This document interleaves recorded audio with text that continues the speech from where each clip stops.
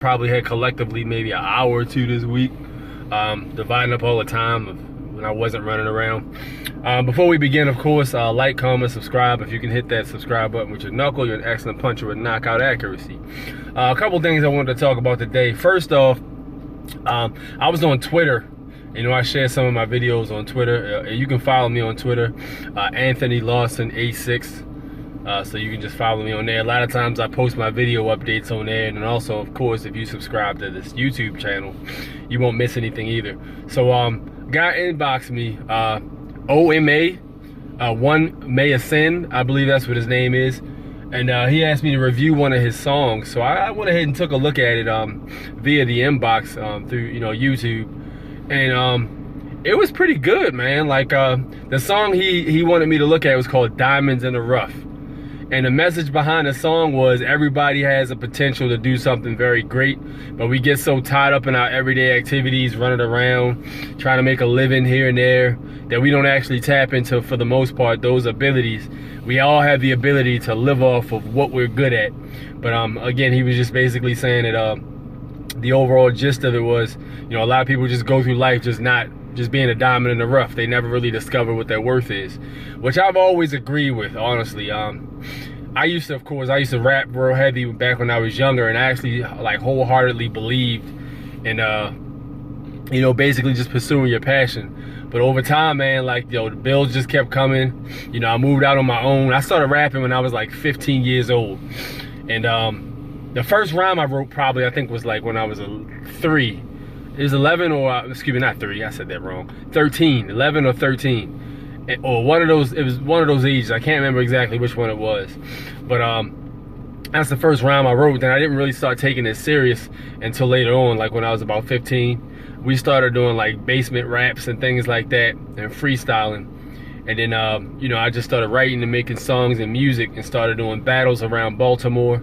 I started taking it serious. My first Baltimore battle was 2004. So I battled from then for like another 6 years. And I got to the point where if there was anybody with a freestyle format over a beat, if there was anybody in Baltimore who was actually good at it, I could at least hang with them. I wasn't the best, but I could at least hang with them and give them a run for their money. Like, wasn't nobody gonna steamroll me. So I don't know if some of you guys are Grind Time watchers, but A-Class and Troy Brown, two of the dudes I had battled. Troy Brown's my boy. A-Class, I talk to him every now and again too. But yeah, those are cool dudes. But I battled both of those guys, and just narrowly lost to A-Class. It's on YouTube somewhere if you find it. It's A6 versus A-Class. And then the footage of me battling Troy, I battled Troy Brown 3 times. I beat him once. The other 2 times, could not beat him. Dude's good. Dude's very good. So yeah, so I just basically really pursued it. But of course, over time, bills and things like that pretty much caught up to me, so I don't really pursue it as much. And also, the state of hip-hop really turned me off too. If there was more people making music like this gentleman, man, like the dude One May Ascend, honestly, I'd be more inspired, man. But like, I just am not right now. So that's pretty much what happened there. But yeah, the dude's track is good, man. It's he can rhyme. His delivery's like a rapid fire rhyming style. It's very clean. I think the creative, the gist of the whole creative, the way they shot the footage in New York, it was in subways in New York and in Times Square. I can recognize that Times Square backdrop anywhere. Like, that is, it was good, man. It was very refreshing to see, an artist like truly from the underground, really coming out, conveying a good message and spitting some bars, man. This dude was rapping.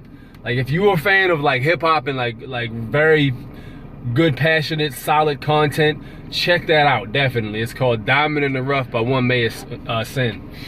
That dude's solid. Anything else he might have, I already subscribed. I was thinking about trying to grab some music from him this weekend. I don't know if he's got other stuff online I can download, but I need to hit him back and find out. But yeah, check that guy out, man. Check him out. I'm sure if you go on his Facebook, you can also find his Twitter. If you go on his YouTube, you can find his Facebook and his Twitter account too. So follow that guy, man. If you're into that kind of thing, follow him, So yeah, that was dope.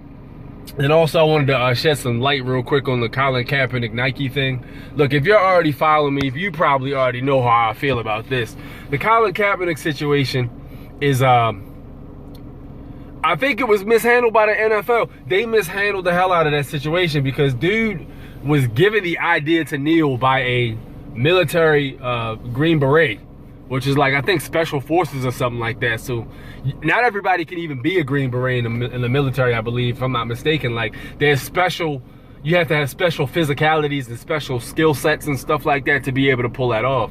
So dude is, you know, top brass as far as I'm concerned. And, you know, he basically recommended to him that he take a knee instead of just sitting down for the anthem. Because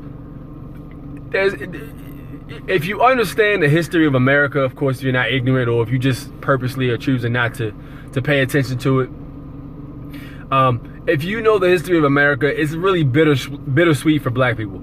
Like, yes, you can be a multi-millionaire athlete. You can pursue your dreams and your goals, like we just discussed in the One Man Army's video. You can pursue your dreams and goals. It is a 100% fact. It is a land of opportunity. This is why all the foreigners are coming over here. We understand all that. We are 100% clear on that.